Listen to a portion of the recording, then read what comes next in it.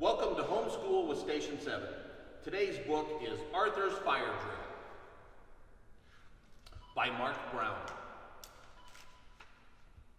When D.W. was a baby, Arthur taught her not to touch the hot stove. No, he said, hot, hot. When D.W. was 2 years old, Arthur taught her about matches. No, he said, never play with matches. Now D.W. is in nursery school. Her teacher teaches her all sorts of things. How to tie her shoe, how to print her name, how to share. One day the teacher said, "Listen up, boys and girls. Tomorrow we are going to have a fire drill." She told them what to do. When the fire bell rings, stop what you're doing and quickly line up at the door. Then she took them outside. "Now stop, drop, and roll in the grass," she said. They all stopped, dropped, and rolled. "This is fun," said D.W., "but what's it for?" One of the Tibble twins said, "It's if your clothes catch on fire." "Oh," said D.W. in a tiny voice. That night, D.W. whispered to Arthur, "I'm not going to school tomorrow."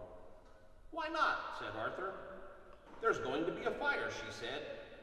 "You're making this up," said Arthur. "Am not," said D.W. "Our teacher even showed us what to do if we catch fire tomorrow. Stop, drop, and roll." Arthur had to laugh. "That's a fire drill," he said. "It teaches you what to do if there's ever a real fire." "I don't care what you say," said D.W. "I'm not going to school tomorrow." "I have an idea," said Arthur. And he went to his closet. When he came out, he gave D.W. his Play Firefighters helmet and a very loud whistle. "We'll have a fire drill at home," said Arthur, "and you can be in charge." "Great," said D.W. "I get to be the fire boss. But first," said Arthur, "you need to know the rules." Arthur's fire safety rules. Don't hide. Get outside and never go back in. Stay low and go. If you have to go through smoke, put a wet towel on your head and crawl out. Always use the stairs. Never use the elevator. Be prepared. Plan a way out now with your family. Always remember to first get out of your house quickly, then go to a neighbor's house to phone the firehouse. Just dial 911. "Okay," said D.W., "I'm ready." She ran down the stairs, blew her whistle. "Whee! Fire drill, everyone out. And don't forget baby Kate," she shouted. "What?" said Dad. Just what she says Arthur. She is the fire boss." Pal ran out the door and the others quickly followed. "What's all this about?" asked Dad. "It's D.W.'s homework," said Arthur. "Tomorrow is her first fire drill." D.W. had 2 more fire drills that night. "That's enough, D.W.," said Dad. Then she made Arthur practice how to get through the fire and smoke. "Hey, I'm all wet," shouted Arthur. The next morning, D.W. was ready for school early. But when she got there, she saw a big red fire truck out front. "Oh no," she said, "the school, it's on fire. I need to get everyone out." Just then, something strange stepped out of the fire truck. D.W. took one look at it and screamed, "Help! A monster!" The strange thing said, "Don't be afraid. I'm not a monster. I'm just a friendly firefighter." And he took off his mask. "See? This mask helps us breathe in heavy smoke. I'm here today to tell your class how we fight fires. Shall we go in?" "I'll help you too," said D.W. "I'm a fire boss." After school, Arthur asked D.W., "How was the fire drill?" "No big deal," answered D.W. The end. When firefighters respond to a house fire, we wear structural firefighting gear, which protects us from the heat and the smoke.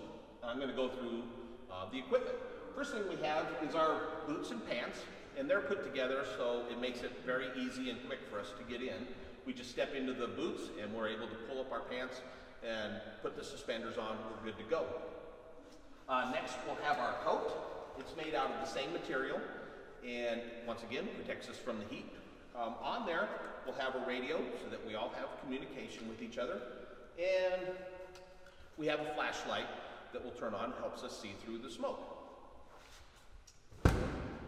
Next, we have a hood that we'll throw over our head, and there's just an opening for our face to go through, and the rest will cover our neck and part of our shoulders. And through the opening on the hood is where we'll have our mask. Once again, it's a sealed system, so when we hook up to our air supply, the smoke doesn't get in and it protects our face from the heat.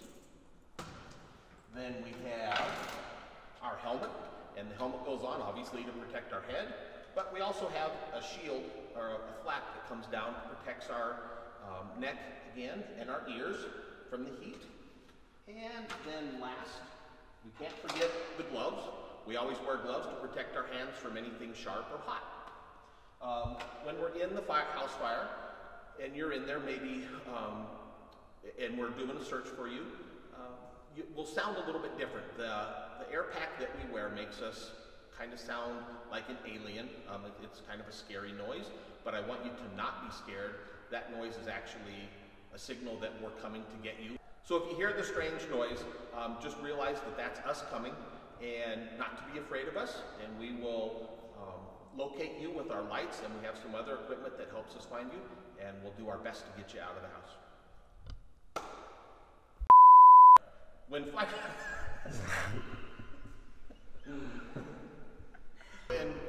When firefighters go into the